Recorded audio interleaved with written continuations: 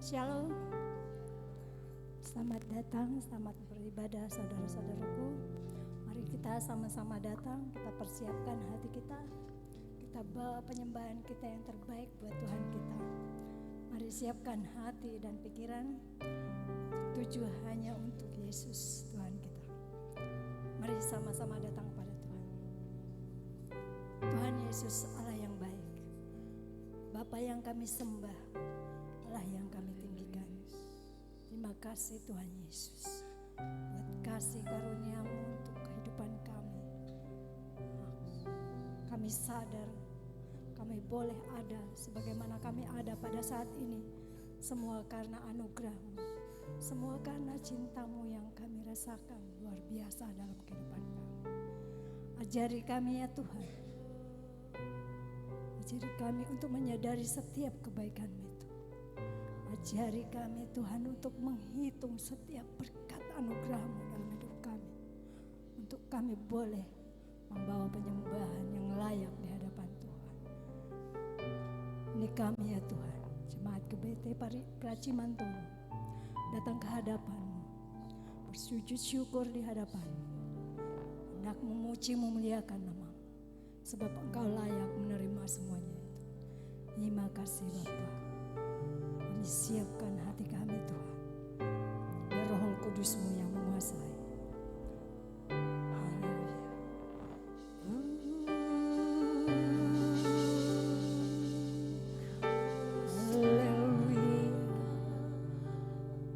Kami bersyukur Tuhan.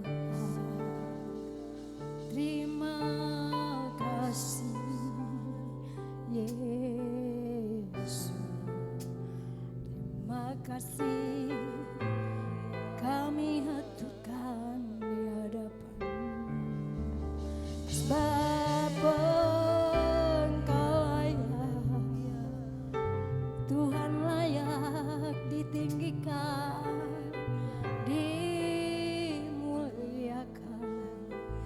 Oh, haleluya, haleluya Tuhan. Oh,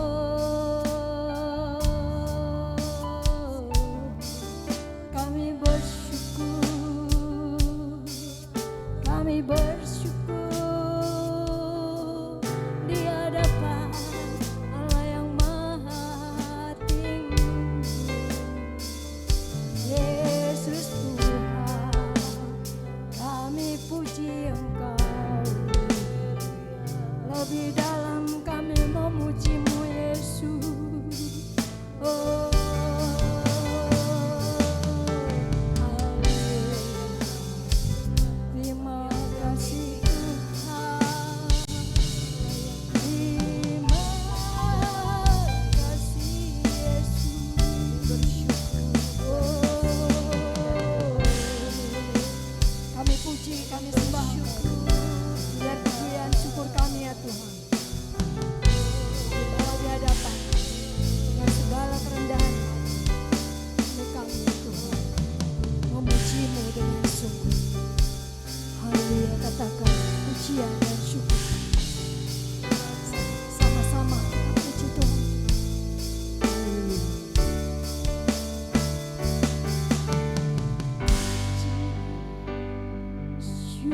Syukurku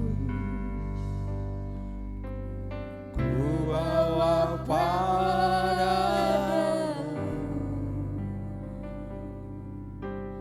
dengan rendah hati, ku persembahkan. sadar bila kami ada padahal karena kasih. Sadar bila ku ada Semua karena anugerah-Mu Yesus. hanya karena anugerah, Bukan karena kekuatan. bukan karena kekuatanku. Mari sama-sama puji Dia lebih lagi, katakan pujian dan syukur.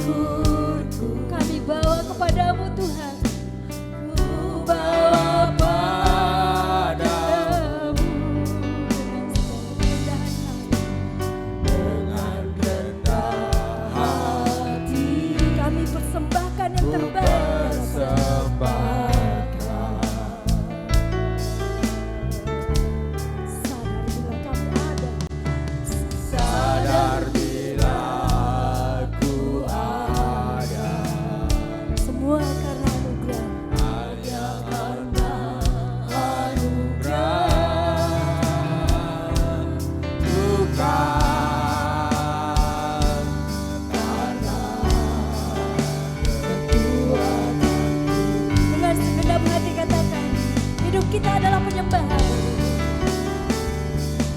Ku tahu hidupku adalah penyembahan. Kau ciptakanku dalam kemuliaan-Mu.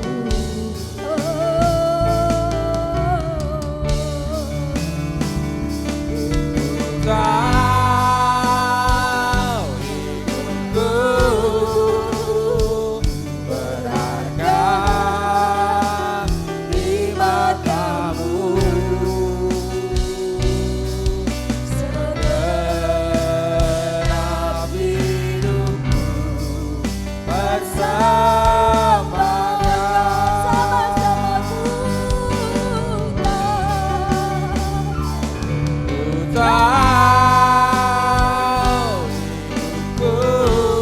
Mari kita sadari hidup kita adalah karena anugerah.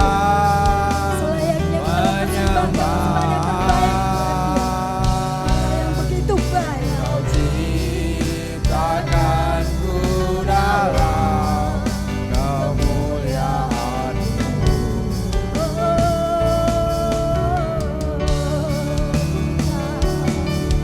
Kau hidupku berharga di mata-Mu. Segenap hidupku persembahkan Lebih lagi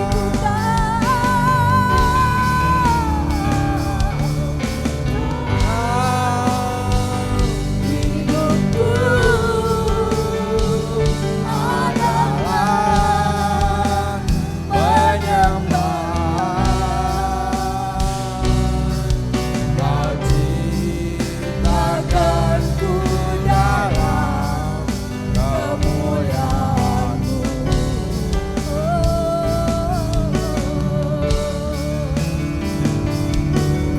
Kau hidupku berharga di mata-Mu. Segenap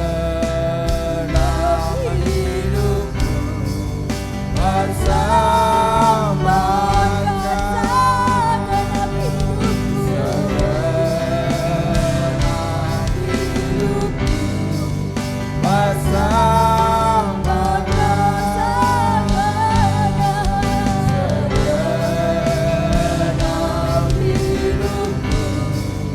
persembahkan. Segenap hidupku segenap hidup kami kami persembahkan di hadapan Tuhan. Kami menyadari begitu baiknya Engkau dalam kehidupan kami. Terima kasih Bapa atas penyertaan, atas pimpinan dalam setiap langkah kami.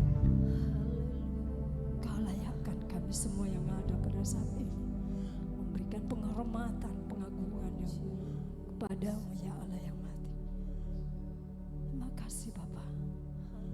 Biar pada saat ini urapan yang baru boleh terjadi buat kami. Untuk kami lebih setia kepadamu, lebih taat dan mengingat semua kebaikan-Mu dalam hidup kami. Kami bukan apa-apa tanpa-Mu. Tetapi ketika Engkau ya Tuhan melihat kami begitu berharga. Kami tidak perlu takut untuk menjalani hari esok. Sebab hari esok kami Engkau yang merancangkan, Engkau yang memegang. Engkau tidak akan biarkan kami terjatuh apalagi sampai tergeletak. Oleh sebab itu kami ingin dengan sungguh-sungguh setia sebagaimana Engkau setia mengasihi kami. Biar roh yang Kau taruh itu juga ya Tuhan berkobar-kobar memuji muliakan nama-Mu. Untuk kami tetap lebih setia di hadapan. Bahkan saudara-saudara kami yang tidak dapat hadir pada saat ini. Engkau ya Tuhan yang kami serahkan ke dalam tangan kuasa-Mu saudara-saudara kami. Agar dapat berkumpul bersama-sama dengan kami. Memuji, memuliakan nama-Mu. Sebab itu suatu keindahan yang begitu hakiki. Sebab Engkau Allah yang layak Tuhan. Ajari mereka untuk menyadari setiap kebaikan-Mu Tuhan. Gerakkan hati mereka untuk boleh datang bersama-sama dengan kami. Dan seperti kami memuji memuliakan nama-Mu. Urapi kami ya Tuhan. Dengan urapan yang baru. Agar setiap dosa kami. Biarlah ya Tuhan.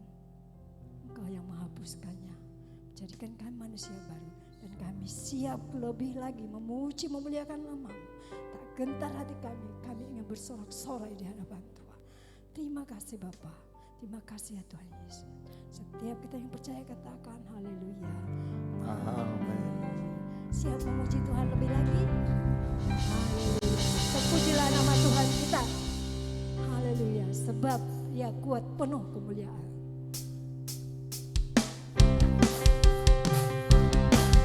Angkat tanganmu. Kita puji Tuhan kita.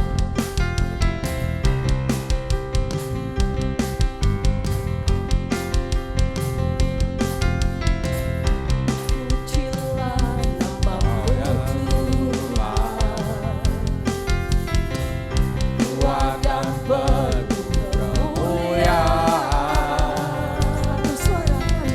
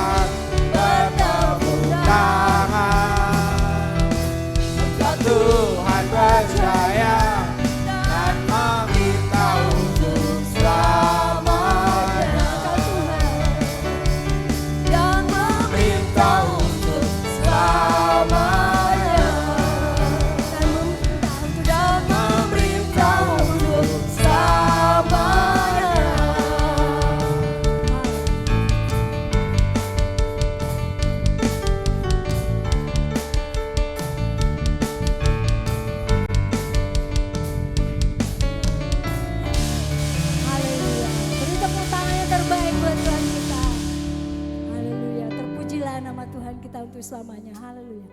Silakan duduk Bapak Ibu. Masih kuat memuji muliakan Tuhan? Amin. Kita puji lebih lagi Tuhan kita. Kiri kananku. Mari selalu memandang kepada Tuhan.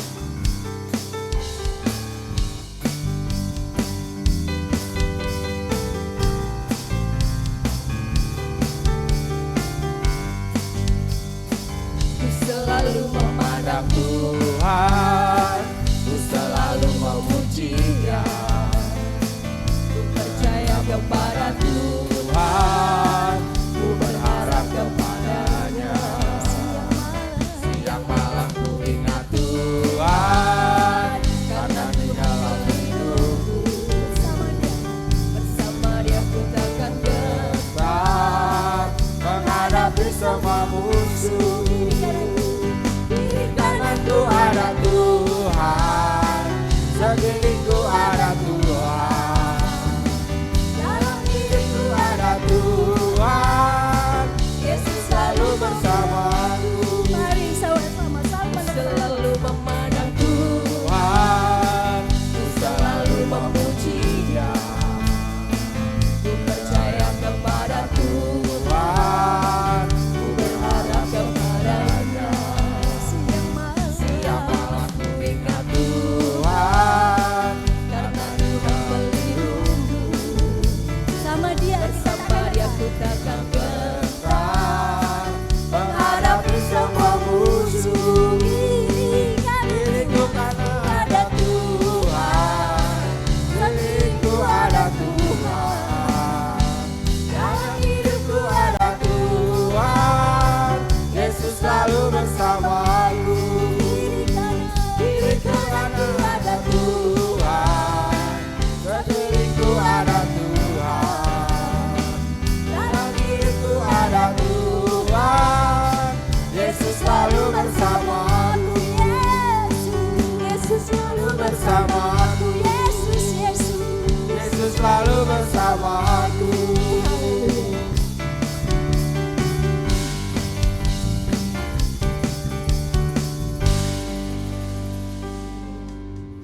Dan sebentar kita akan bawa persembahan. Saya undang Ibu Pardim bawa doa persembahan. Monggo Bu. Ibu Pardim bawa doa persembahan.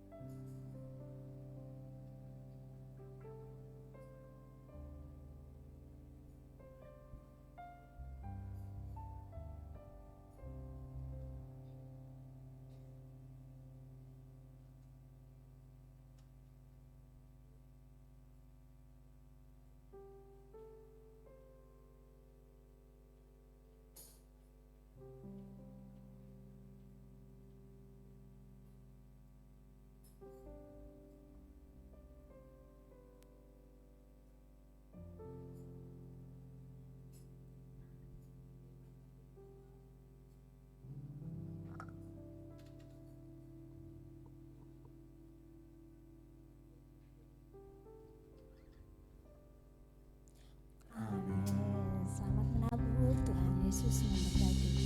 Berkata anak cucu.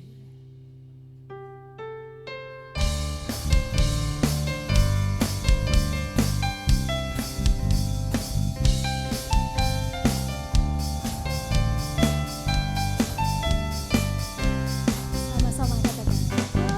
Begitu besar kasih Allah pada kita. Berkatilah cucu kita di mana-mana.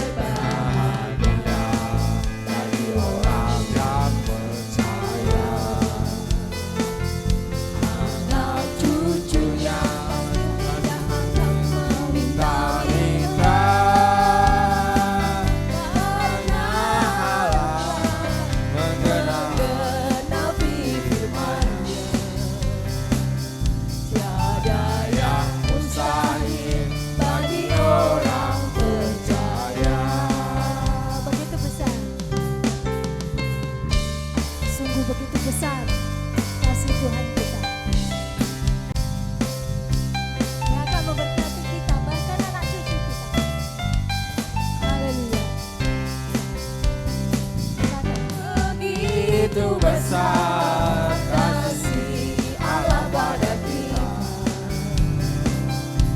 Berkatilah anak cucu kita di mana-mana. Tuhan mengubah miskin dan menjadikan kaya. Dia yang merendahkan dan meninggikan segala. Sama-sama kita berdiri, kita puji Tuhan. Bagi orang yang percaya, anak cucunya pasti tidak akan meminta-minta. Karena menggenapi firman-Nya, Tiada yang mustahil. yang mustahil bagi orang percaya. Tiada yang mustahil. Tiada yang mustahil bagi orang percaya. Dengan yakin katakan tiada yang mustahil. Tiada yang mustahil bagi orang percaya.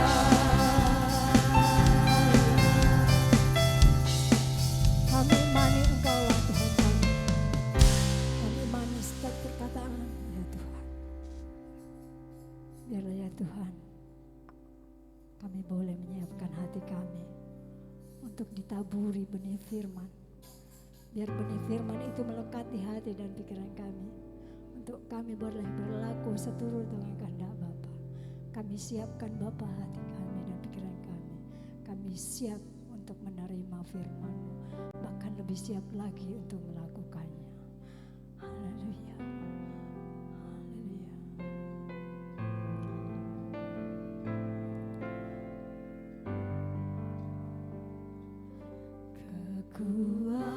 Kekuatan di Hidupku ku dapat dalam Yesus. Dia tak pernah Dia tinggalkan tak kita. pernah tinggalkanku, Senantiasa setia menopang. setia menopangku. Oleh sebab itu mari berseru dan berharap dalam Yesus. Berseru, berharap dalam Yesus. Imani pujian ini kita sama-sama katakan kekuatan itu dari Tuhan. Kekuatan di hidupku ku dapat dalam Yesus.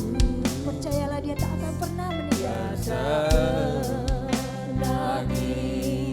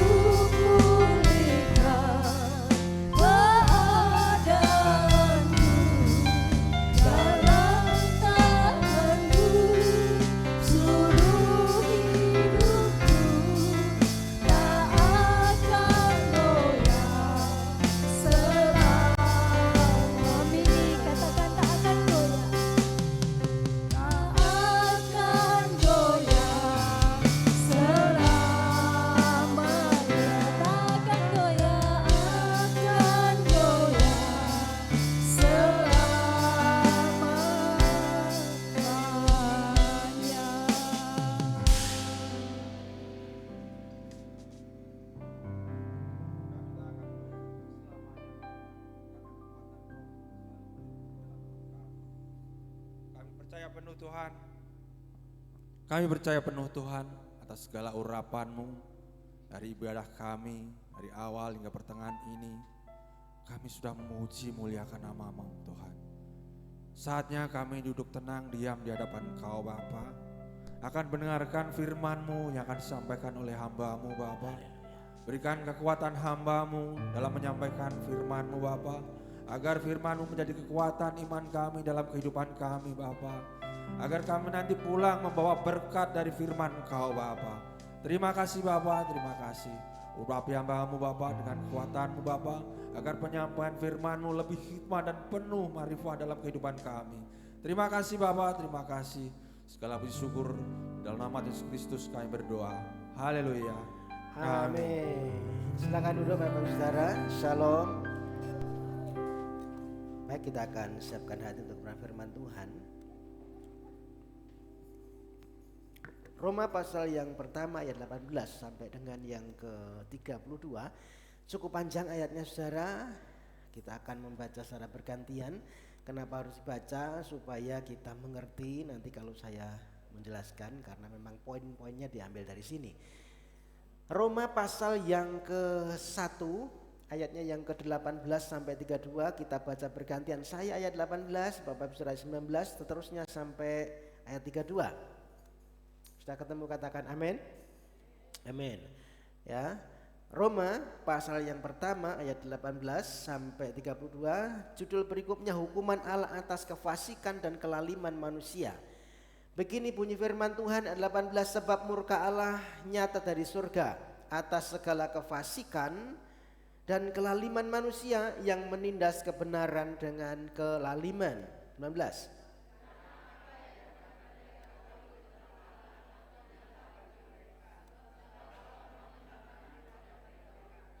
Sebab apa yang tidak nampak daripadanya, yaitu kekuatannya yang kekal dan keilahiannya, dapat nampak kepada pikiran dari karyanya sejak dunia diciptakan, sehingga mereka tidak dapat berdalih.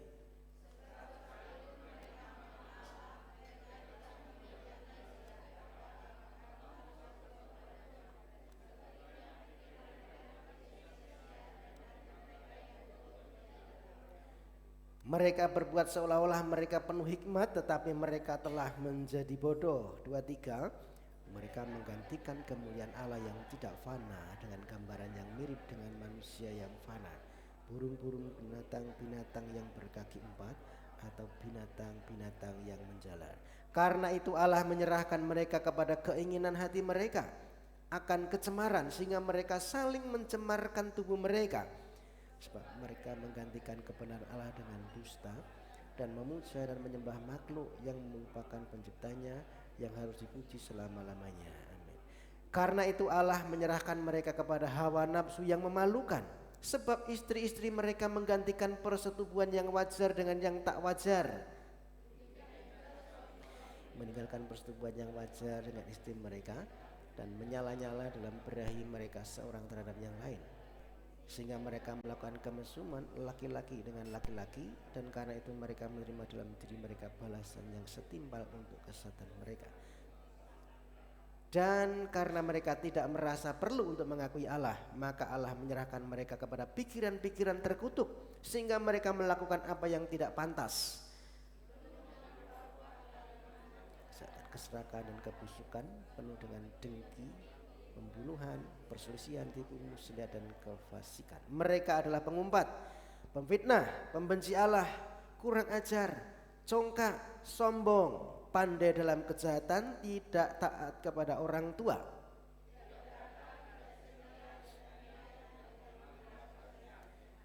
Sebab walaupun mereka mengetahui tuntutan-tuntutan hukum Allah, yaitu bahwa setiap orang yang melakukan hal-hal demikian patut dihukum mati, mereka bukan saja melakukannya sendiri, tetapi mereka juga setuju dengan mereka yang melakukannya. Amin. Demikian panjang pembacaan firman Tuhan hari ini. Yang berbagai yang membaca firman Tuhan merenungkan dalam hati dan menjadi pelaku firman dalam hidupnya sehari-hari. Haleluya. Saudara, hari ini kita belajar tentang realitas dosa dan apa yang menjadi kebutuhan terdalam dari manusia. Ya, kita akan firman Tuhan hari ini akan membukakan, menyingkapkan betapa buruknya, betapa busuknya kondisi manusia yang sudah jatuh dalam dosa. Dan itu realitas hari-hari ini saudara, yang terjadi hari-hari ini di dunia ini saudara. Kita melihat hal-hal yang demikian. Nah, banyak orang saudara biasanya merasa tidak membutuhkan dokter kalau tidak merasa sakit. Siapa yang rutin check up? Biasanya yang sudah sepuh-sepuh ya, rutin check up, Bupardi, Mutaryono. Itu pun dia rutin check up karena ya sudah ada gejala, sudah ada sakit, maka dia rutin check up. Saya percaya mungkin dulu waktu masih muda saudara, masih sehat, jarang sekali mungkin ke dokter tanya ya, check up. Ya saya check up itu kalau ada yang gratis saudara ya. Kalau ada check up gratis baru biasanya ikut. Nah saudara, itu kebanyakan orang merasa tidak butuh dokter karena nggak sakit. Ya, selama tubuhnya baik-baik saja, maka kita akan tunda untuk kita periksa. Betul? Tetapi saudara, begitu terungkap kita sudah ada mulai gejala, misalnya hipertensi, mulai ada gejala kolesterol ya, mulai kena asam urat, mulai gulanya tinggi, itu baru kontrol setiap bulan saudara ya. Ya saudara, itu manusia. Kalau sudah serius, biasanya baru kita merasa butuh pertolongan. Betul? Nah demikian juga dengan Injil saudara. Injil yang disampaikan, kabar baik yang disampaikan ini tidak akan pernah sungguh-sungguh dihargai. Ya, berita kesukaan ini kalau kita tidak mengerti, tidak menyadari betapa buruknya kondisi kita sebenarnya. Kalau kita merasa baik-baik aja, aku nggak jahat kok, maka juga kita akan merasa aku nggak butuh kebenaran Injil itu. Tetapi begitu kita disingkapkan betapa buruknya kondisi hati kita, maka kita akan merasa, oh ternyata kalau aku nggak bertobat akibatnya itu begitu buruk. Baru kita mulai sungguh-sungguh. Ketika disingkapkan betapa buruknya kondisi hati manusia, kita baru mulai merasa aku butuh Injil, aku butuh kebenaran. Nah saudara, makanya firman Tuhan itu menjadi seperti seorang dokter. Dia membedah, membuka kondisi hati kita sehingga kita dilihatkan yang sebenarnya itu seperti apa. Yang ada di dalam hidup kita itu seperti apa, kondisi hati kita itu seperti apa. Ternyata kalau dikupas secara kondisi hati kita itu ada egois. Betul? Ada kesombongan. Ada apa lagi? Ada amarah, ada iri hati, ada kepahitan, ada dendam, ada kebencian, ada kekerasan. Itu yang ada saudara. Maka firman Tuhan membukakan itu semua sehingga kita tahu kondisi hati kita itu sebenarnya seperti apa. Menunjukkan bahwa kita itu butuh pertolongan. Amin. Karena sebenarnya kondisinya sudah buruk saudara. Kita butuh kebenaran, kita butuh Injil, kita butuh yang namanya anugerah Tuhan.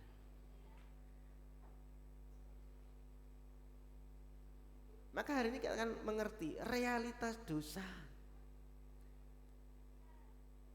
Ayat yang ke-18, sebab murka Allah nyata dari surga atas segala kefasikan dan kelaliman manusia yang menindas kebenaran dengan kelaliman. Saudara, firman Tuhan berkata bahwa murka Allah dinyatakan atas kefasikan manusia yang menindas kebenaran. Saudara perhatikan, dosa itu tidak mulai ketika kita melakukan kejahatan saja. Tetapi dosa itu dimulai sebenarnya ketika kita menolak kebenaran, menindas kebenaran. Kita menolak kebenaran. Saudara, kita berpikir, oh dosa itu kalau kita sudah mulai mencuri, kalau kita mungkin sudah mulai berbohong, kalau kita mungkin sudah menyakiti orang lain, itu baru dosa, Pak. Tetapi sesungguhnya bukan itu. Itu hanya manifestasinya dosa. Itu hanya actionnya, perbuatannya dosa, saudara. Tetapi ada akarnya. Lebih dari itu, akarnya apa?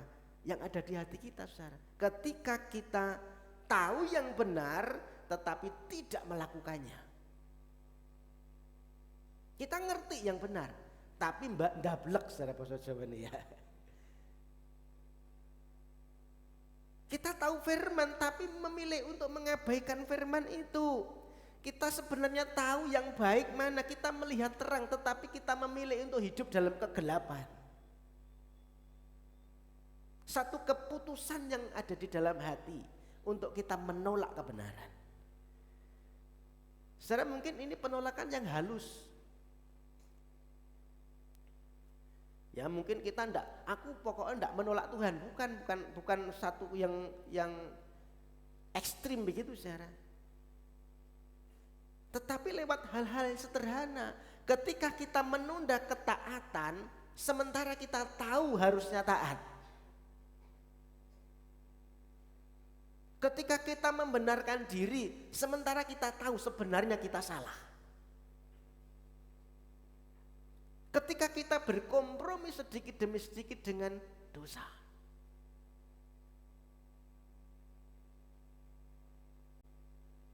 Bukan sesuatu yang terlihat ekstrim, saudara. Itu sama seperti kita itu, saudara, ketika kita di lampu merah. Saudara ya. Di lampu merah. Kemudian kita merasa kok enggak ada yang jaga, enggak ada polisi, ya. Kemudian kita sudah tahu lampu merah itu harusnya berhenti, betul? Tetapi kemudian kita mengeraskan hati, enggak ada yang jaga, enggak ada yang tahu, terobos, saudara. Aman, betul? Selamat, saudara, enggak ada kecelakaan. Pada saat itu enggak ada kecelakaan, tetapi tahukah saudara sebenarnya pelanggaran sudah terjadi. Kita sudah melanggar aturan. Enggak ada kecelakaan, enggak ada orang tahu, tapi kita ngerti sebenarnya harusnya berhenti. Demikian juga dengan dosa, saudara. Jadi kejahatan mungkin tidak terlihat ekstrim. Tetapi ketika dalam hati kita sudah berkata tidak kepada kebenaran, disitulah dosa dan pelanggaran sebenarnya sudah dimulai, saudara. Nah, banyak orang merasa dirinya baik-baik, ya, karena nggak melakukan dosa besar. Aku nggak nyuri, Pak, aku nggak nipu, aku nggak nyakiti orang, Pak. Tetapi sebenarnya di dalam hatinya sudah menindas kebenaran, menolak kebenaran, mengeraskan hati. Jadi saudara, dosa itu tidak mulai dari luar, tetapi dosa itu dimulai dari dalam hati. Ketika hati kita berkata tidak kepada Tuhan, tahu kebenaran tapi tidak melakukannya. Sebenarnya kita tahu berdusta itu dosa, tetapi tetap berdusta. Sebenarnya kita tahu mencuri itu dosa, tetapi tetap mencuri. Sebenarnya kita tahu harusnya kita itu mengasihi Allah, ya, tetapi kita nggak mau taat mengasihi Allah. Kita tahu harusnya kita itu mengasihi manusia sesama, tetapi kita tidak mau mengasihi manusia. Itulah kedegilan hati, saudara. Tidak mau taat walaupun ngerti kebenaran. Nah, saudaraku, sebenarnya ya kita itu tanpa membuka Alkitab pun semestinya itu tahu kalau ada Allah. Ada satu oknum yang begitu luar biasa, ada satu oknum yang satu pribadi yang begitu mulia yang hanya kepadanya kita harusnya taat. Tanpa buka Alkitab pun sebenarnya kita ngerti harusnya. Kenapa? Firman Tuhan berkata, sebenarnya Allah itu sudah menyatakan kepada manusia melalui apa? Melalui ciptaannya. Saudara, kalau kita belajar ada wahyu umum, ada wahyu khusus gitu ya. Nah, ciptaan itu wahyu secara umum, saudara. Ya tadi ayat yang 19-20 tadi, karena apa yang dapat mereka ketahui tentang Allah nyata bagi mereka, sebab Allah telah menyatakan kepada mereka, sebab apa yang tidak nampak daripadanya, yaitu kekuatannya yang kekal dan keilahinya, dapat nampak kepada pikiran dari karyanya sejak dunia diciptakan, sehingga mereka sebenarnya tidak dapat berjalih. Jadi saudara, Allah itu sebenarnya sudah menyatakan dirinya kepada semua manusia melalui apa? Melalui ciptaan, saudara.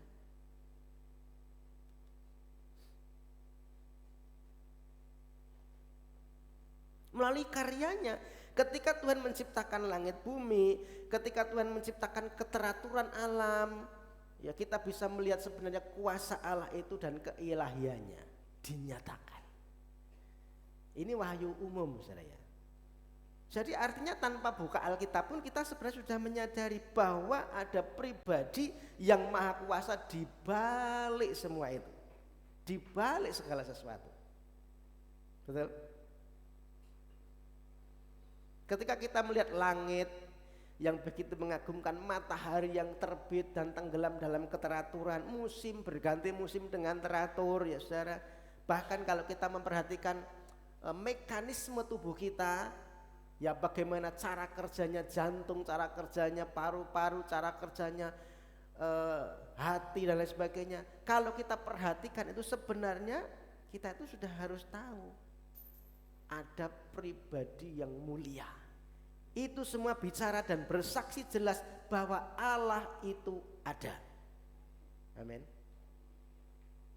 Allah itu berkuasa, Allah itu mulia.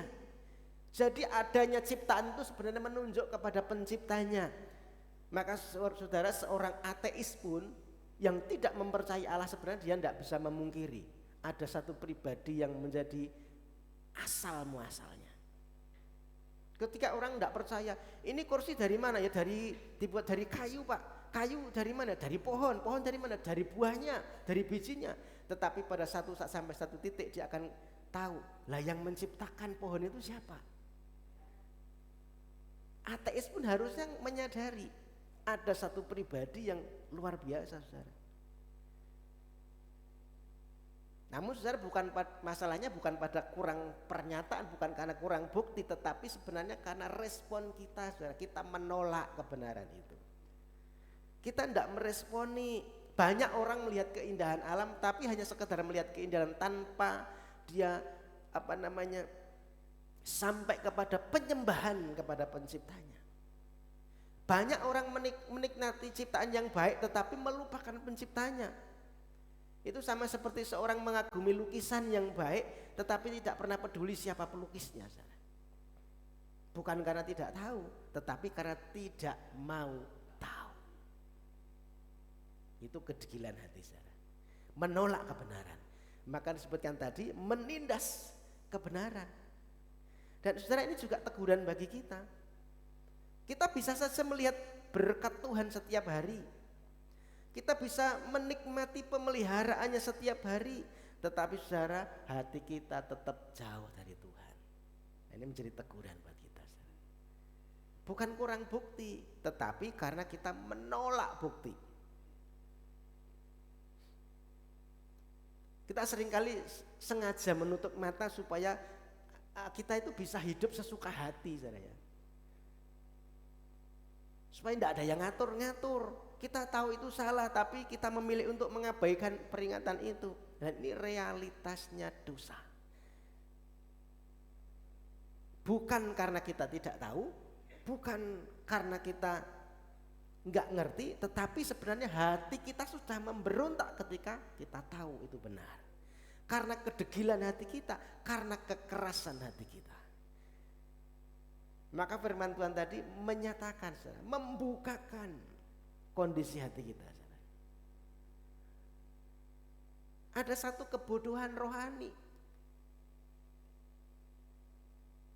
Ayat yang ke-21, saudara. Sampai 25 itu nanti di situ ada disebutkan tragedi pertukaran. Ya, setelah menolak kebenaran, kita degil hatinya, manusia akhirnya masuk, makin merosot hatinya, makin merosot rohaninya. Sudah ngerti benar tetapi tidak mau melakukan, akhirnya makin bobrok, makin merosot rohaninya. Bahkan Paulus menggambarkan sebagai serangkaian pertukaran. Nanti kalau saudara baca ditukar. Yang pertama apa? Menukar ibadah dengan keangkuhan, ayat yang ke-21. Sebab sekalipun mereka mengenal Allah, mereka tidak memuliakan Dia sebagai Allah atau mengucap syukur kepadanya. Sebaliknya pikiran mereka menjadi sia-sia dan hati mereka yang bodoh menjadi gelap. Saudara, langkah pertama dari kejatuhan manusia bukan langsung penyembahan berhala, saudara. Tetapi sesuatu yang kelihatannya sederhana. Manusia berhenti mempermuliakan Allah dan berhenti bersyukur. Tahu Tuhan itu ada, tetapi tidak lagi memberikan Tuhan itu sebagai tempat yang tertinggi. Inilah yang disebut sebagai pertukaran ibadah dengan keangkuhan. Jadi ketika manusia tidak lagi memuliakan Allah, maka pusat hidupnya pasti bergeser. Dulu memuliakan Allah, tetapi ketika sudah itu bergeser, maka pusatnya kepada diri sendiri, pusatnya kepada hidupnya sendiri. Ketika ucapan syukur hilang, maka yang muncul pasti kesombongan, keangkuhan. Betul? Sehingga seolah-olah ketika kita berhasil, kita merasa ini kan hasil usahaku. Ketika kita hidup dalam diberkati oleh Tuhan, kita menutup diri itu, merasa bahwa karena kita lupa mengucap syukur, sentralnya fokusnya kepada diri sendiri, hidup menjadi milikku sendiri, aku tidak perlu lagi Tuhan. Sehingga akhirnya pikirannya jadi sia-sia. Ya, akibatnya pikirannya jadi sia-sia tadi. Cara berpikirnya kehilangan arah, tidak lagi melihat kebenaran dengan jelas, hatinya jadi gelap. Tadi disebutkan bukan hanya tahu, bukan hanya tidak tahu, tetapi tidak mau tahu tadi. Jadi saudara, kurangnya ucapan syukur adalah tanda hati kita mulai menjauh daripada Tuhan. Karena orang yang tidak tahu bersyukur sedang berkata secara tidak langsung, aku tidak berutang apa-apa kok sama Tuhan, ini kan semua hasil usahaku. Jadi refleksinya apa saudara? Apakah kita penuh dengan ucapan syukur? Atau kita mulai merasa sudah cukup diri, tidak perlu Tuhan? Nah saudara, kalau kita sudah kehilangan rasa syukur ini tanda bahaya bahwa kesombongan sedang mengambil alih hidup kita. Maka tadi menukar ibadah dengan keangkuhan. Yang ayat 12, mereka berbuat seolah-olah mereka penuh hikmat tetapi mereka telah menjadi bodoh. Ini menukar hikmat dengan kebodohan. Manusia merasa dirinya semakin pintar, ya kan? Semakin maju, makin berpengetahuan, tetapi di hadapan Allah justru makin jauh dari kebenaran. Jadi saudara, kita ini hidup di zaman modern. Ya kan, teknologi berkembang dengan begitu pesat, informasi begitu melimpah, pendidikannya mungkin makin tinggi, makin kelasnya makin baik. Tetapi pada saat yang sama manusia bisa menyangkal kebenaran Allah. Hidup tanpa arah rohani, pengetahuannya bertambah tetapi hikmatnya hilang. Takut akan Tuhannya hilang. Apa saudara buktinya?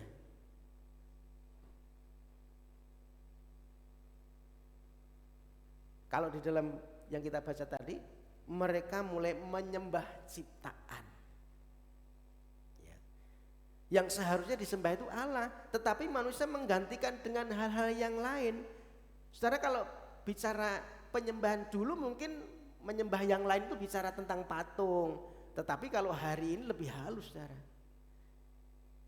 Apapun bisa jadi Tuhan. Uangmu bisa jadi Tuhan. Jabatanmu bisa jadi Tuhan. Kesuksesanmu bisa jadi Tuhan. Apalagi Ilmu pengetahuan bisa jadi Tuhan. Betul? Karena ilmu pengetahuan berkembang dengan pesat, enggak perlu Tuhan. Semua bisa diselesaikan dengan ilmu pengetahuan. Manusia makin berhikmat, makin pandai, tapi menukar itu dengan kebodohan. Sehingga kita merasa bebas menentukan hidup kita sendiri. Nah saudara, kita itu makhluk diciptakan sebagai makhluk penyembah pada awal mulanya, untuk menyembah kepada Tuhan. Maka kalau hari ini kita tidak menyembah kepada Allah, pasti menyembah kepada yang lain. Dan realitanya banyak dari kita menyembah kepada ciptaan, bukan menyembah Tuhannya. Ini kebodohan rohani.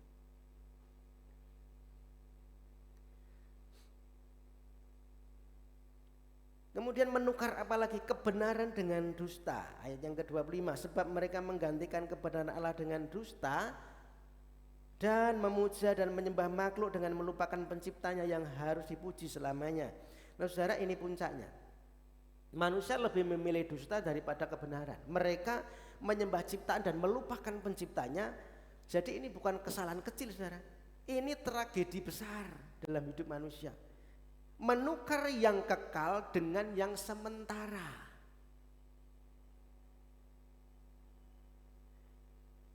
Saudara coba pikirkan. Ya, seringkali kan kita menukar Allah yang kekal itu dengan apa? Dengan uang yang sementara, uang yang bisa hilang. Seringkali kita menukar kemuliaan Allah itu dengan apa? Dengan sekedar pujian dari manusia, pengakuan dari manusia. Seringkali kita menukar kebenaran itu dengan apa? Dengan kenyamanan yang sesaat. Seringkali kita menukar iman kita dengan apa? Dengan demi pasangan hidup, betul? Imannya ditukar demi pasangan hidup, imannya ditukar demi jabatan, imannya ditukar demi kekayaan. Saudara, saya waktu masih di Jawa Timur ditawari ya sama seseorang, kamu ikut aku, kepercayaannya nanti kamu tak umroh ke. Nanti kamu tak bayari, ayo naik haji gitu ya.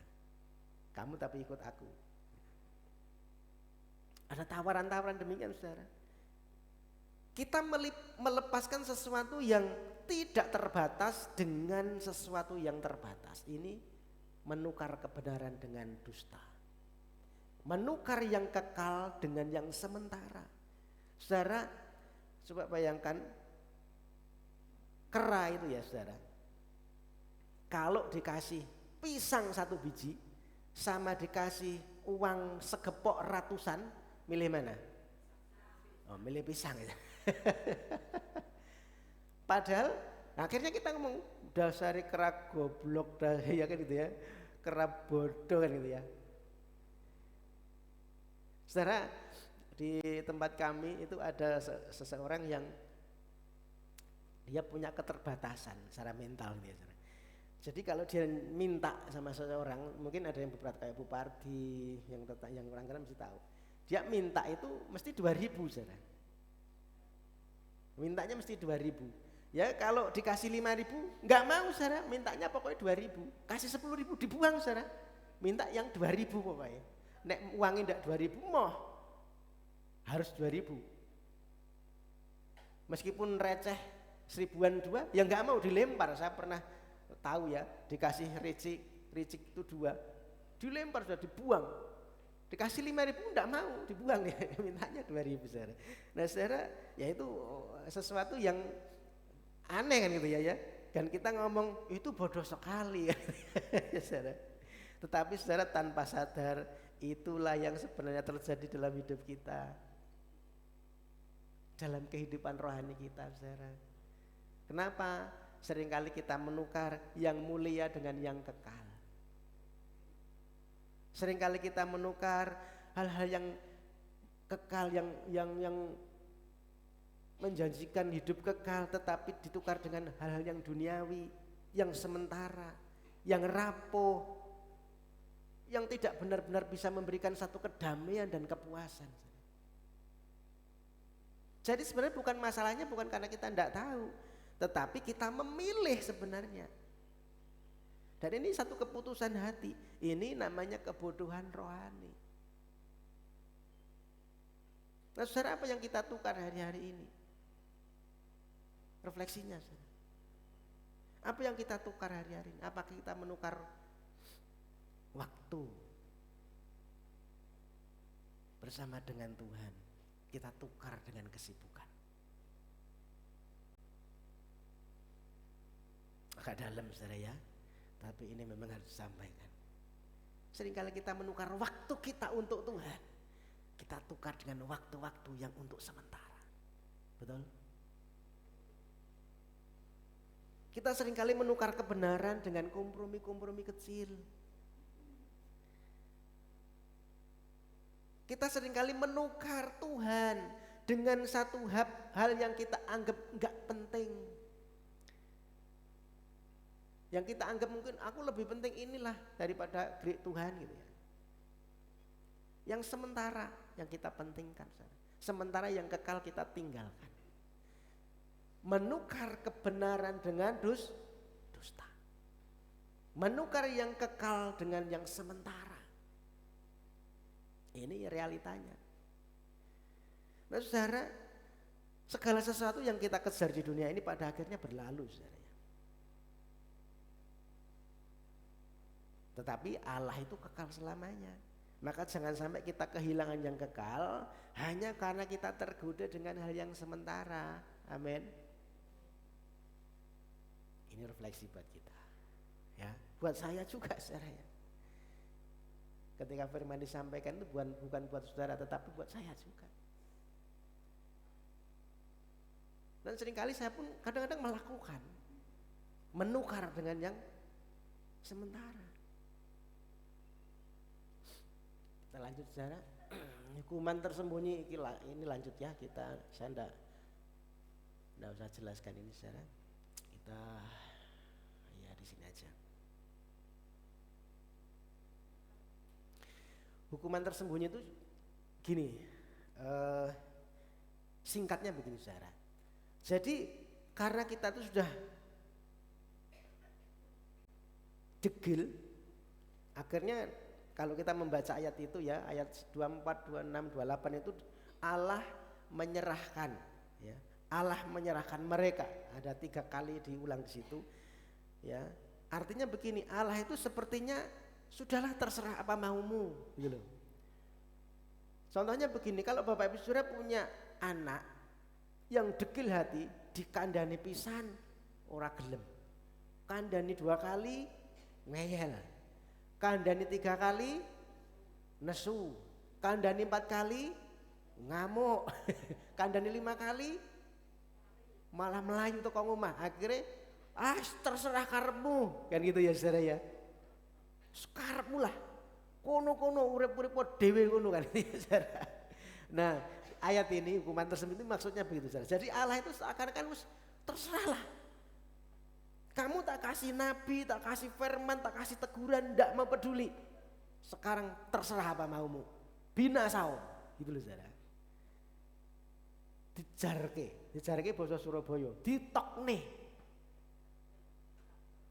Sakarepmu. Ya. Jadi pada satu titik Tuhan juga begitu, saudara.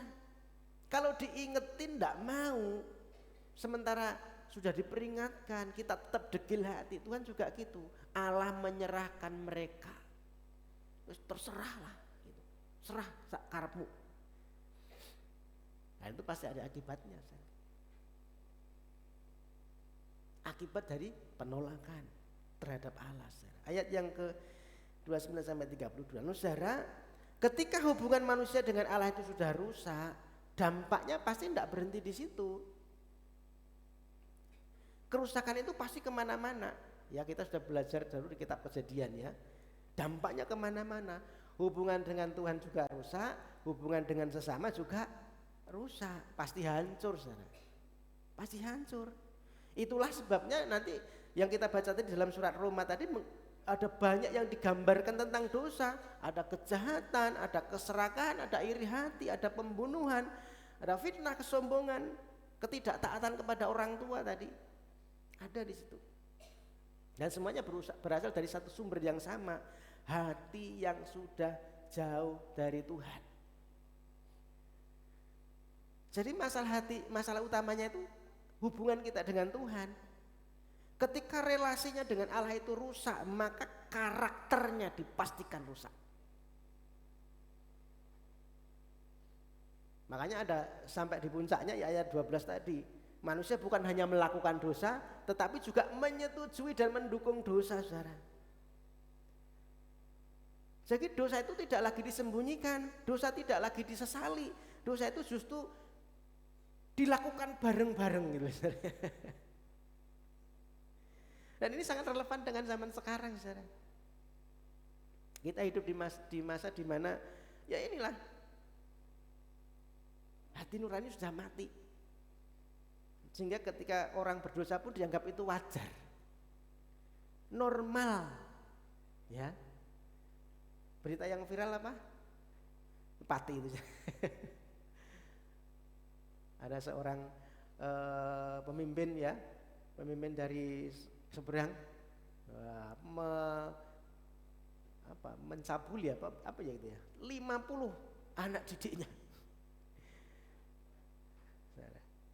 Dan itu ada orang yang ngomong gini, ada orang yang ngomong begini, itu murni hanya nafsu belaka kok, sebenarnya bukan masalah agamanya, bukan masalah didikannya, bukan masalah ajarannya, tetapi itu sebenarnya ya karena nafsu manusia. Mulai ya saudara dianggap wajar gitu loh, saudara ya. Bila kita hidup di dunia seperti ini, saudara, dosa dianggap normal. Maka tadi kalau kita baca tadi, istri-istri meninggalkan apa tadi? Hubungan yang tidak layak lagi, ya. Suami juga istilah abnormal. Bahkan disebutkan laki-laki dengan laki-laki di bacaan tadi, saudara ya. Betul? Waduh, itu sudah parah, saudara. Hari ini ada enggak? Ada. Bukan hanya di dunia luar, saudara, di gereja ada. Saudara kalau lihat kenyataannya di luar negeri, gereja itu memberkati sesama jenis. Jadi wong lanang dinikahne karo wong lanang. Sing berkati pendetane ora. Wah itu kan gimana itu? Dosa itu dianggap wajar masuk ke gereja.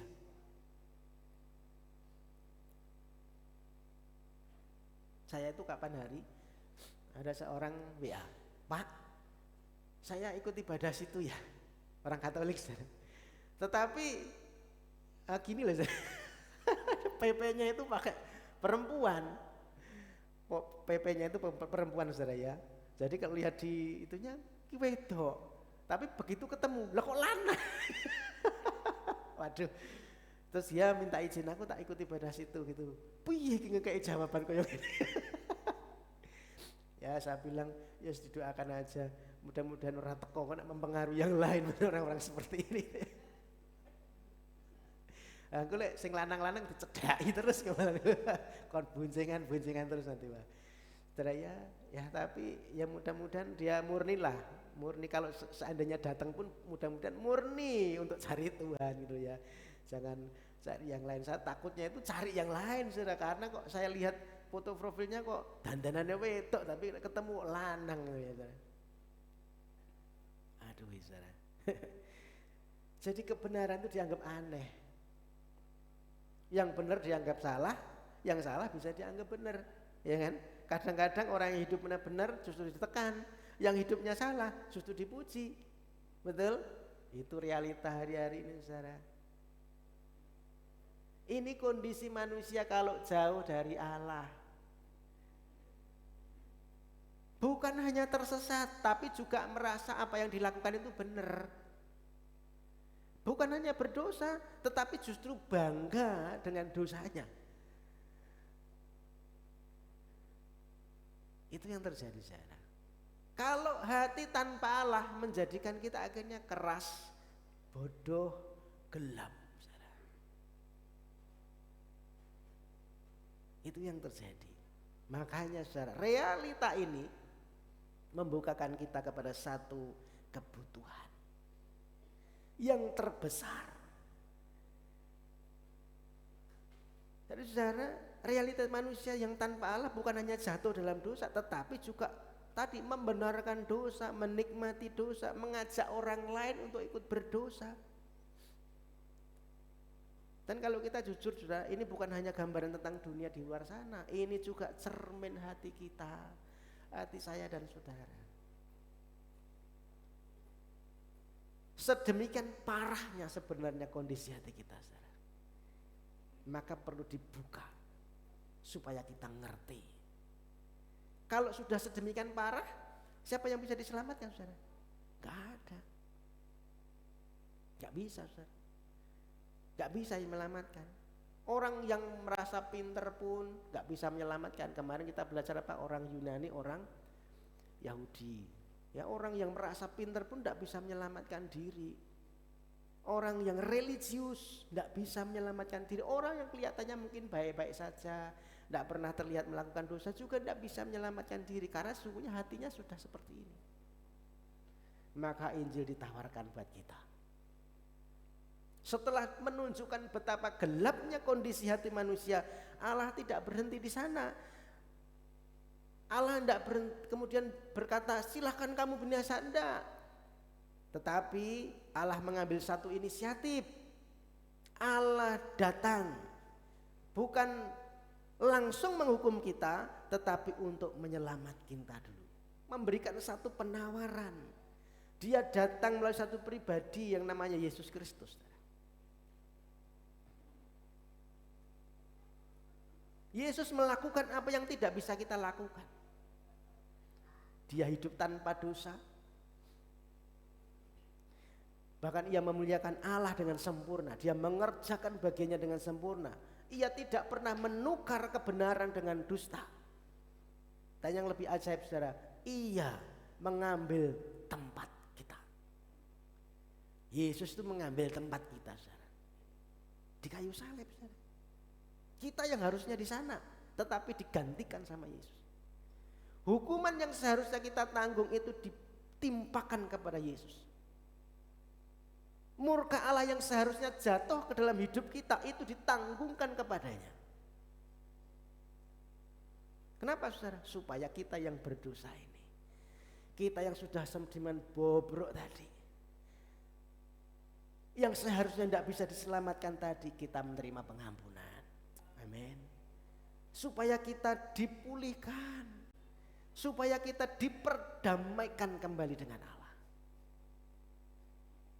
Amin. Main musik bisa maju ke depan. Singer song leader bisa bantu nanti. Siapkan pujian yang pertama tadi. Hidupku adalah penyembahan. Jadi saudara, kitab Roma pasal 1 itu menunjukkan masalah, menunjukkan penyakit manusia. Kita dibongkar, dilihatkan kebobrokannya seperti apa. Tetapi kemudian Injil memberikan satu jawaban atas kebobrokan itu. Kitab Roma menunjukkan kamu itu bobrok, kamu itu berdosa. Tetapi Injil kemudian berkata, meskipun kamu berdosa, kamu diampuni. Amin. Nah saudara, pertanyaannya bukan lagi apakah kita pernah berdosa. Karena memang kita semua sudah berdosa. Nanti pas Roma pasal 3:23, semua orang sudah kehilangan kemuliaan Allah. Semua sudah berdosa. Tetapi masalahnya adalah apakah kita, saya dan saudara mau datang kepada Kristus. Nah hari ini adalah kesempatan saudara. Selama kita hari ini masih mendengar firman Tuhan, selama kita masih mau menerima teguran, itu artinya bahwa Tuhan sedang memanggil kita. Jangan tunggu sampai Tuhan berkata tadi, karepmu, sak-sakmu. Jangan sampai gitu saudara. Silahkan kamu binasa. Yes. Jangan sampai Tuhan berkata begitu. Maka datang sekarang kepada Tuhan. Amin. Datang sekarang, kembali kepada Kristus, terimalah anugerah itu di dalam Kristus. Jadi jangan hanya mendengar firman, tetapi mari kita responi firman. Mari kita kembali kepada Dia dan memuliakan Dia. Dia Allah yang memberkati, kita naikkan pujian yang pertama.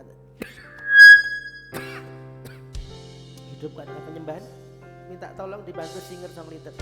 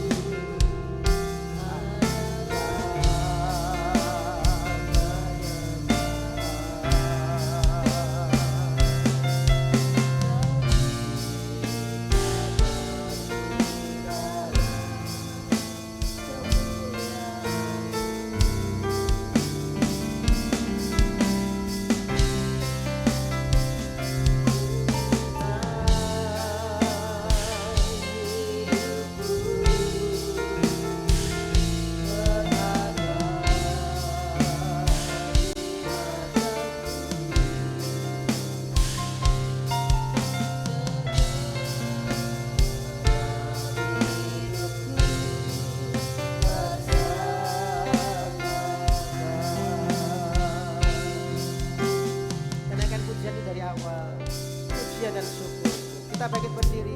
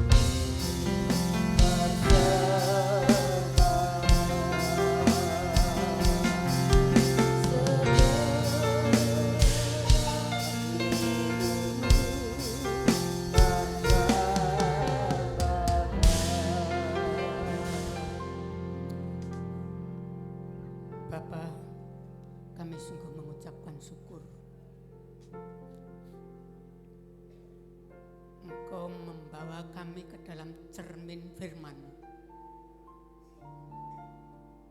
Kau menciptakan kami untuk kemuliaan-Mu.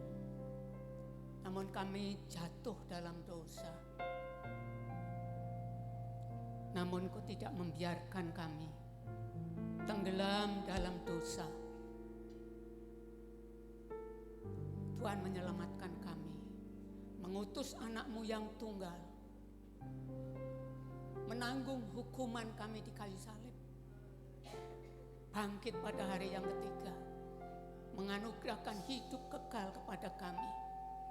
Darah-Nya berkuasa mengampuni kami, mengutuskan kami, bahkan melindungi kami dari si jahat. Kami bersyukur untuk karya-Mu. Kami menerima Engkau sebagai juru selamat kami. Kami menerima Engkau sebagai Tuhan kami yang harus kami puji, kami sembah. Dan kami menerima Engkau sebagai Raja kami yang harus kami taati. Engkaulah segalanya dalam hidup kami. Terima kasih Tuhan.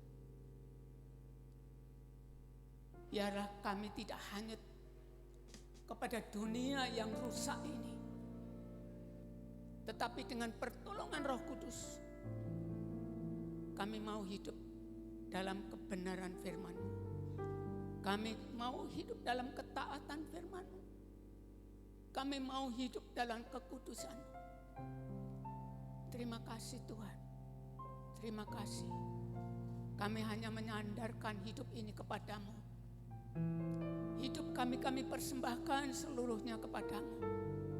Sebagai persembahan yang hidup, yang kudus dan yang berkenan kepadamu. Hidup kami sebagai ibadah kami Tuhan. Terima kasih. Kami bersyukur Tuhan untuk firman-Mu. Kami mau menjadi pelaku firman-Mu. Kami bersyukur untuk hamba-Mu yang Tuhan telah pakai untuk menyampaikan isi hati-Mu. Kami menyerahkan sisa hidupnya. Tuhan pakai untuk menggenapi rencana-Mu di tempat ini, dimanapun mereka berada. Terima kasih Tuhan. Di dalam nama Tuhan Yesus Kristus kami mengucapkan syukur dan doa firman-Mu siang hari ini. Haleluya. Amin. Terima kasih. Silakan duduk Bapak Saudara.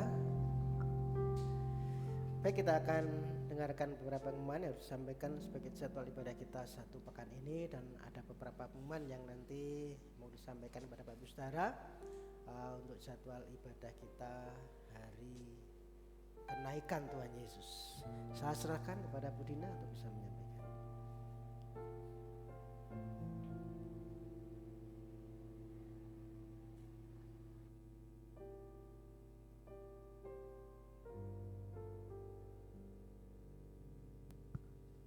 Shalom. Bersyukur buat firman Tuhan hari ini, begitu menguatkan dan juga mengingatkan kita bahwa kita tidak boleh menormalisasi yang namanya dosa. Dosa tetap dosa dan kegelapan juga tidak akan bisa bersatu dengan terang. Terima kasih untuk firman Tuhan yang diberikan kepada kami hari ini untuk Bapak Budi. Dan selanjutnya saya akan membacakan pengumuman dan juga warta gereja kita hari ini untuk kegiatan 1 minggu ke depan. Untuk ibadah raya hari ini Minggu tanggal 10 Mei tahun 2026, saya menghitung untuk jumlah anak-anak yang datang. Anak sekolah minggu ada 9 anak, lalu jumlah remaja ada 8 anak, dan jumlah bapak ibu jemaat ada 9 bapak-bapak dan juga 21 kaum ibu. Jadi totalnya ada 30, dan semua jemaat yang hadir pada hari ini adalah 47 jemaat. Dan kita juga mau, kerinduan kita adalah kita mau bawa saudara kita mau bawa kenalan kita untuk kita boleh bersama-sama memuji nama Tuhan di tempat ini, dan biarlah kursi yang masih kosong boleh terisi. Kita percaya itu. Lalu untuk kegiatan kita 1 minggu ke depan, untuk hari Rabu itu ada ibadah doa puasa di tempat ini jam 9 pagi. Dan untuk ibadah Kamis, tadi seperti yang disampaikan oleh Pak Budi bahwa hari Kamis itu bertepatan dengan ibadah kenaikan Yesus ke surga. Jadi untuk ibadah permata akan diliburkan dulu. Jadi kita akan adakan ibadah Padang. Jadi rencananya nanti kita akan melakukan ibadah Padang di Pantai Sembuan. Jadi di pendoponya. Jadi kemarin sudah ada yang ke sana untuk melihat gitu ya. Jadi untuk tempatnya sudah ada. Jadi untuk aulanya yang akan kita pakai untuk ibadah nanti itu jadi disewa gitu ya. Jadi disewa kurang lebih sekitar 400.000 kemarin ya informasinya. Jadi nanti itu akan diambilkan dari kas gereja. Lalu untuk nanti biaya masuknya, jadi setiap orang itu ada biaya masuk 15.000. Jadi nanti diharapkan untuk yang bisa ikut untuk ibadah Padang pada hari Kamis nanti saya akan bantu untuk mengkoordinir. Jadi untuk yang bisa ikut nanti minta tolong nanti daftar ke saya akan list. Lalu nanti sekalian, kalau hari ini nanti belum bawa uangnya, boleh nanti pas acara, sebelum acara nanti diberikan kepada saya. Jadi nanti untuk pendaftaran itu untuk satu orang 15.000 untuk biaya masuk nggih Bapak Ibu. Lalu nanti untuk parkir mobilnya nanti akan juga diambilkan dari kas, mungkin gitu. Nah, untuk konsumsi, jadi karena berhubung nanti kita juga mau adakan perjamuan kasih, jadi saya juga mengharap nanti kita bawa makanan dari rumah ya. Jadi nanti juga saya akan bantu untuk mengkoordinir, jadi biar yang bawa itu enggak gadok Ibu, nanti bawa ke sana ternyata lauk semua, enggak ada nasinya ya kan, enggak ada bawa minum seret semua kan sana, sementara airnya asin, enggak bisa kita minum nggih. Jadi nanti saya juga akan bantu nanti untuk bantu list di grup, jadi di grup GBT nanti untuk siapa yang bawa nasi ya kan, siapa yang bawa lauk, siapa yang bawa minum, mungkin aqua gelas gitu nggih.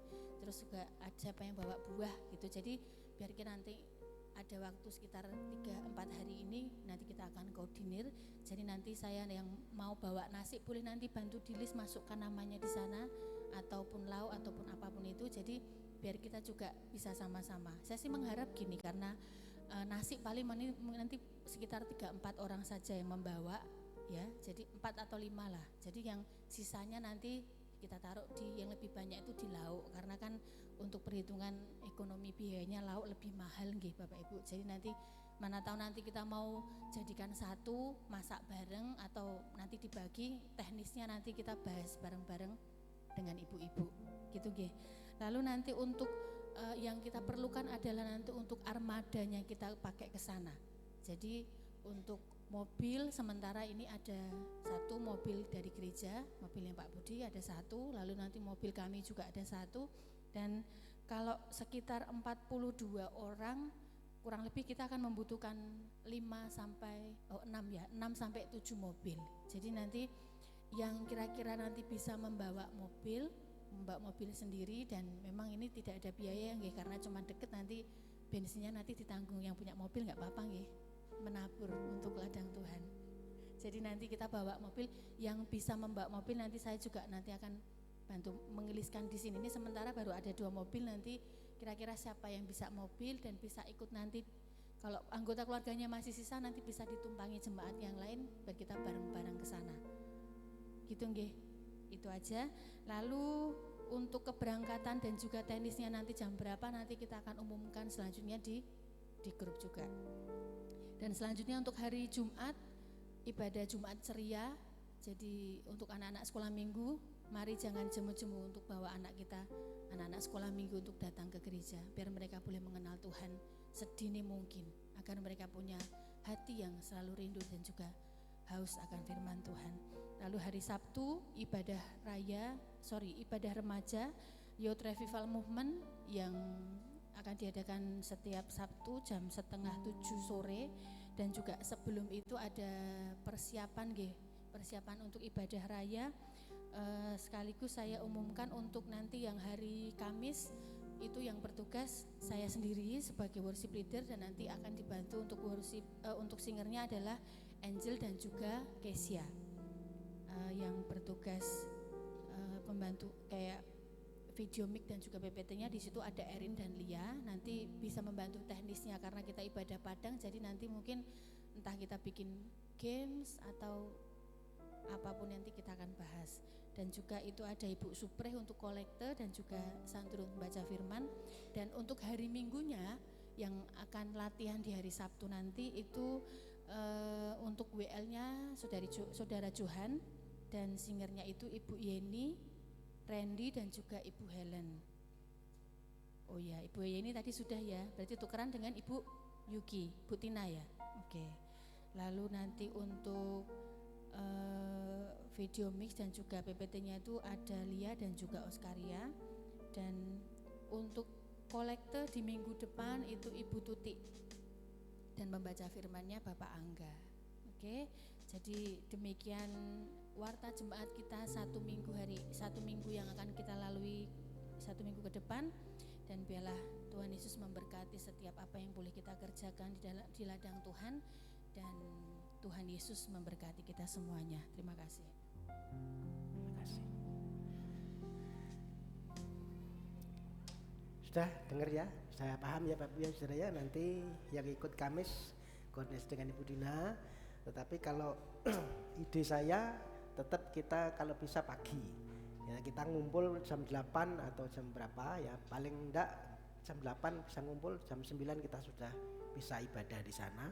Saya sudah dipeseni firman-nya 20 menit tok gitu ya. Ya, saya sudah dipesen firmannya 20 menit ya Pak, nanti soalnya ada permainan, ada yang lain sebagainya, acara-acara yang sebagainya yang menarik, jadi kita nanti supaya situasinya berbeda biasanya. Itu untuk jadwal kita. Baik, kita akan akhiri ibadah pagi hari ini. Saya kembali minta Bapak bangkit berdiri, kita akan sekali berdoa untuk doa berkat. Kembali kami datang di hadapan-Mu bersyukur karena Tuhan sudah menyertai rangkaian ibadah kami pagi hari ini, dari awal, pertengahan sampai pada akhirnya. Kami sudah menaikkan pujian syukur kami di hadapan-Mu, biar pujian kami berkenan dan menyenangkan hati Tuhan. Kami sudah memberikan korban syukur, biar korban syukur kami juga menjadi dupa harum di hadapan-Mu. Kami juga sudah menerima firman-Mu, meteraikan firman ini di hati kami, supaya firman ini menjadi satu pedoman untuk kami terus mendekat kepada Tuhan, makin dibaharui dari sehari ke sehari, serupa segambar dengan Engkau dan mempermuliakan nama Tuhan. Mampukan setiap kami untuk menjadi pelaku-pelaku firman. Bapa, hamba-Mu berdoa untuk setiap umat-Mu yang pagi hari ini sudah datang di hadapan-Mu, merendahkan diri di hadapan Tuhan. Engkau tahu apa yang menjadi pergumulan setiap umat-Mu. Mereka yang susah dihibur, mereka yang lemah dikuatkan, mereka yang sakit dijamah disembuhkan Tuhan.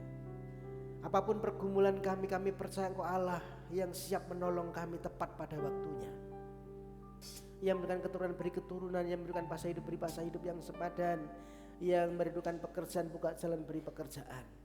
Engkau yang memberkati kehidupan kami dimanapun kami berada Tuhan. Kami juga berdoa yang tidak bisa hadir pagi hari ini karena sakit, karena kesibukan, karena hal-hal yang lain, juga Engkau menolong menilik mereka Tuhan. Kami percaya Engkau juga memberkati mereka. Mereka dalam pemulihan Tuhan pulihkan dengan sempurna. Berdoa untuk Pak Parto, Bu Parto, Bu Gini, Bu Markama, Bu Care, Bu Parti, Bu Darmo, Pak Dianto, Pak Uskaria. Berdoa untuk Lia, berdoa untuk siapapun yang harian tidak hamba-Mu sebutkan yang dalam pemulihan Tuhan pulihkan, sehingga mereka boleh mengalami lawatan Tuhan, jamahan Tuhan, pemulihan yang daripada Tuhan. Terima kasih Bapa. Sebentar kami pulang, kami percaya Tuhan yang menghantarkan perjalanan kami pulang sampai di rumah kami masing-masing dengan selamat, penuh sukacita, penuh dengan berkat-berkat yang daripada Tuhan. Berkat di dalam kesehatan, berkat di dalam rumah tangga, berkat di dalam usaha dan pekerjaan. Apa yang kami kerjakan dengan tangan kami, Tuhan membuatnya berhasil. Engkau yang membawa kami naik dan tidak turun, yang menjadikan kami kepala dan bukan ekor seperti janji firman-Mu. Engkau yang memberkati anak-anak kami dimanapun mereka berada. Ketika kami keluar dan ketika kami masuk ke dalam kediaman kami, kami senantiasa membawa berkat dan perlindungan Tuhan. Bapak Ibu Saudaraku yang kekasih, mari kita terima berkat terbaik. Angkatlah tangan dan arahkan pandang ke surga, terimalah berkat terbaik daripada Tuhan. Tuhan Yesus memberkati engkau. Tuhan Yesus melindungi engkau. Tuhan Yesus menyinari engkau dengan wajahnya dan memberi engkau kasih karunia. Tuhan Yesus menghadapkan wajahnya kepadamu dan memberi engkau damai sejahtera. Terimalah berkat terbaik ini. Berkat Bapa, cinta kasih Tuhan Yesus Kristus dan persekutuan Roh Kudus menyertai hidup kita hari ini sampai selamanya. Di dalam berkat nama Tuhan Yesus Kristus, setiap kita yang percaya diberkati, mari sama-sama katakan amin. Bapa, terima kasih. Bapa, terima kasih. Bapa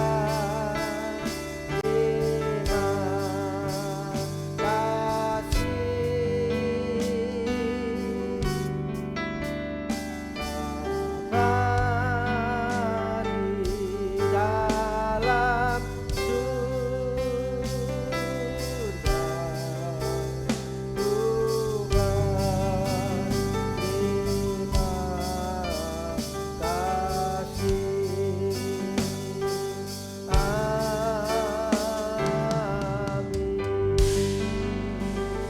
selamat pulang, Tuhan Yesus memberkati.